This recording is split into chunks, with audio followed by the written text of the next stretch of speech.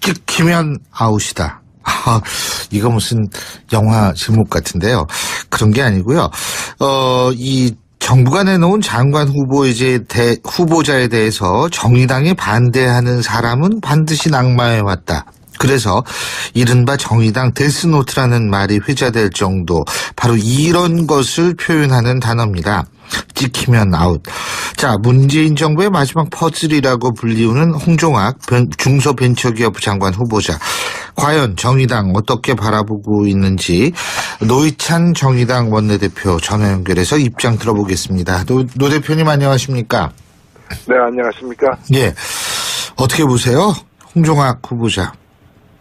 네, 뭐 저희들도 어저께 의원총회에서 이 문제를 다루었는데, 일단은 우리 여러 지금 의혹이라거나 또는 여러 가지 문제점들이 지적되고 있기 때문에 엄정한 좀 시각을 가지고 좀 신중하게 그 청문회까지 지켜보기로 했습니다. 예. 예. 지금 의혹과 문제점이라고 말씀하셨는데요. 자, 어떤 의혹입니까? 문제점은 어떤 문제점이고요? 일단은 뭐 이 재산을 갖다가 이렇게 격세 상속이죠. 격세 증여죠. 그래서 손자에게 네. 상속하면서 이렇게 세금 포탈 의혹이 있는 것이고요.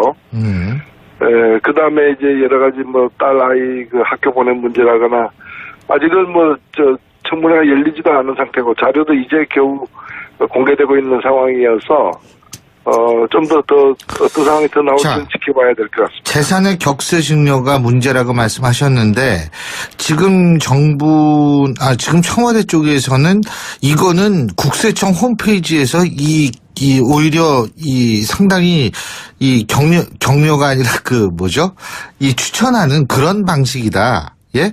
이런 얘기를 하는데 이 부분 어떻게 보세요? 일단은 지금 세금 문제가 한 가지는 아닙니다. 근데 이제 증여 부분은 네. 증여 말고도 이제 이자 소득세 제대로 냈느냐, 이자 소득세에 대한 부가가치세 제대로 냈느냐 이런 쟁점들이 남아 있는데요. 예, 증여 문제 자체는 뭐 불법은 아니죠. 네. 불법은 아니고 일반적으로 쓰는 방식이긴 합니다. 이제 예를 들면은 집을 구입했을 때 네. 한 사람의 이름으로 안 하고 부부의 각각의 어떤 지분으로 이렇게 공동 소유로 설정하는 것, 이런 경우도 나중에 이제 자식들에게 증여할 때 증여세가 갖는 절세되거든요. 예. 뭐 그런 방식 등은 이제 세무서에서도 이제 권장하고 있는 방식이기도 하죠, 사실은. 그렇다면은 예. 이거 문제가 될 게 없다는 아니요, 말씀이시죠? 사실은 도덕적으로는 문제가 있죠. 도덕적으로 문제가 있다. 그렇죠. 격세 증여를 하게 되면 아무래도 이제 한 차례 세금 낼 기회가 없어지는 거기 때문에 예. 절세가 되는 지점이 있어서, 그래서 격세 증세를 할 경우에는 추가로 30%를 더 추가로 세금을 내게 돼 있습니다. 지금도. 예. 아니 근데 이게 기본 증여세에다가 추가 30%를 더 내게 돼 있는데 그 30%가 작지 않느냐. 그래서 저 같은 경우에는 50%로 더 늘리자. 이 소득세 개정 법안도 세금 세법 개정안도 지금 내놓고 있는 상황입니다. 근데 지금 노회찬 대표님께서 좀 전에 뭐라고 말씀하셨냐면, 그런 격세 증여나 이런 것들은 사실 국세청이나 이런 데서 권장해 주는 거다, 이런 말씀하셨잖아요.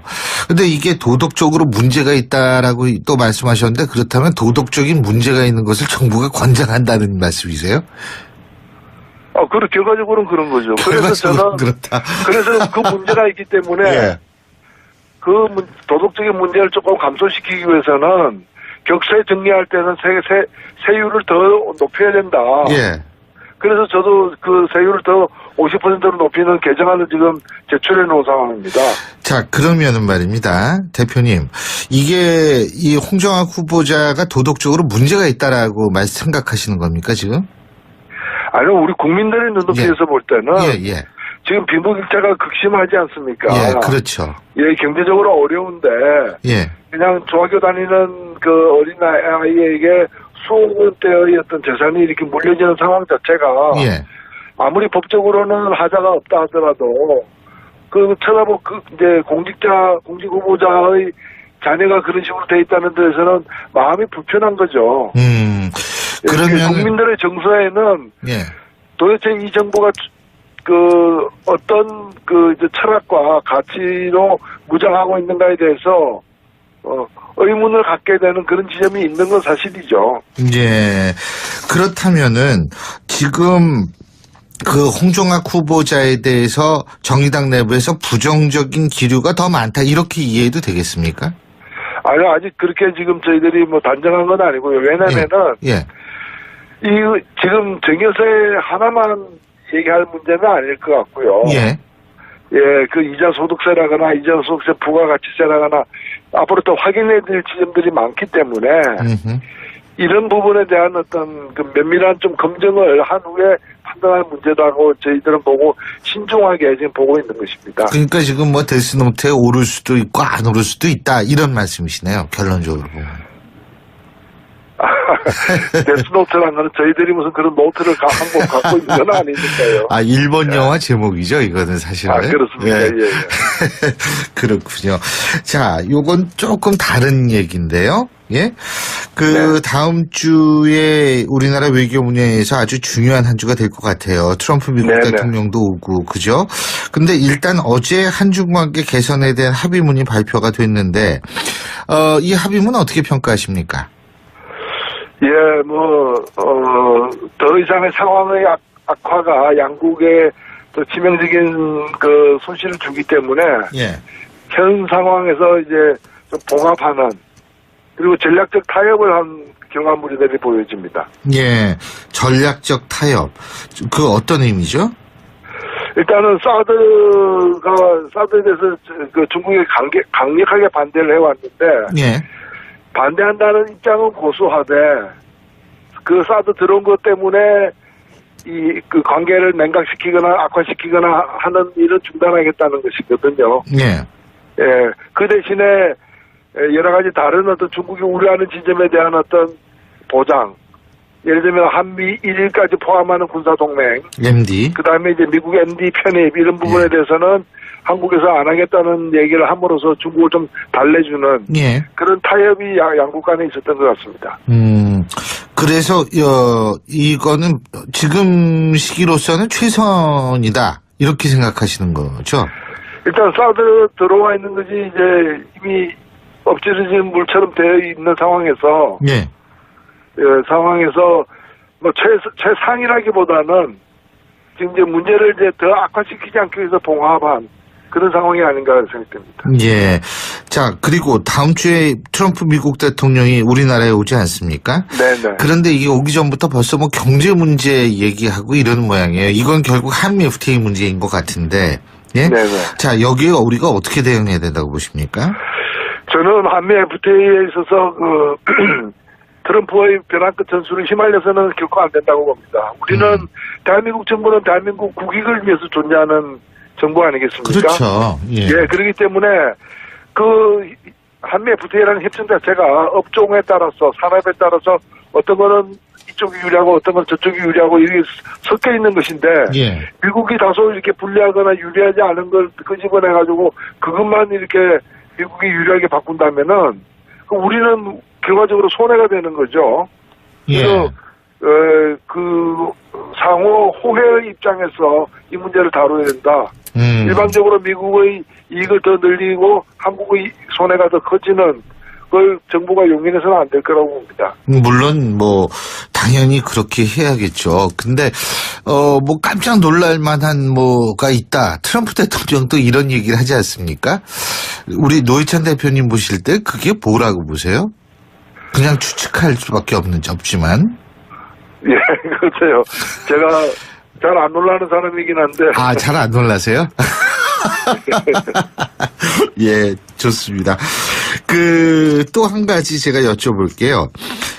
왜 안봉근 이재만 청와대 두 전직 비서관이 체포되지 않았습니까? 그죠? 예, 예. 이게 이제 이유가 국정원의 특수활동비 때문에 그런 거 아닙니까? 네네. 이게 매해 10억, 한 달에 월 1억씩 007 가방에 넣어가지고 줬다. 지금 이렇게 알려지고 있는데요. 예? 네네. 근데 이제 보수당들은 역대 대통령도 봐야 된다. 박 전 대통령 때 최초로 일어난 일인지 의문이다. 이런 얘기를 하거든요. 이 부분은 어떻게 보십니까? 예, 저는 뭐 그런 의혹은 있을 수 있는데, 네. 문제는 뭔가 하면은 그게 뭐 막연히, 이번에 그랬으니까 그전에도 그러지 않았겠느냐, 이렇게 볼 문제는 아니라고 보고요. 왜냐면 제가 볼 때 이게 용돈이라면 관례적으로 줬을 수도 있다고 봅니다. 예. 근데 이게 지금 액수가 용돈 수준이 아니에요. 이게 1년에 한 10억씩 줬다는 건데, 예. 10억이면은 그 외교통상부 특수활동비보다 많아요. 거기가 한 9억 정도 되거든요. 9억이 채 안 되는데, 그래서 이게 일개 부처의 특수활동비를 능가하는 그 측면이 있다는 것이고요. 조윤선 장관에게 월 500 준 것만 보더라도, 그 정부 수석에게, 이거는 활동비라고 봐야 됩니다. 어떤 활동에 쓰여지느냐가 중요한 쟁점이에요. 이거는 활동비다. 조윤선 전 장관한테 준 건 활동비다. 아니요. 조윤선 정무수석에게 준 예. 것보다도 액수가 훨씬 많지 않습니까? 이 안봉근 이재만 두 사람한테 준 예. 거죠. 월 1억씩 줬는데 조윤선 정무수석에게는 월 500씩 줬잖아요. 예. 그러니까 이 1억은 그냥 이게 뭐 알아서 좀 써라 이렇게 그렇게 거마비로 준 돈이 아니라 어떤 활동을 해서 준 거고 이 돈을 받은 사람이 주로 활동했던 것이 제2부속실, 총무실 이런 부분이기 때문에 제2부속실이면 이게 윤전추라거나 그 다음에 이영선이라거나 이영선 이런 사람들이 근무했던 곳 아닙니까 같이. 그래서 이거는 박근혜 대통령의 활동과 연관됐을 수도 있고 또는 최순실을 주로 전담했던 게 제2부속실이기 때문에 그런 활동에 뒷받침되는 돈으로 썼을 수도 있기 때문에 용처 어디다 쓰였는가를 조사하는 것이 1차적 급선무다 이렇게 봅니다. 그렇군요. 그러니까 이게 월 1억이라는 거는 이거는 거의 한 부처의 특수활동비 정도 수준이군요. 네네.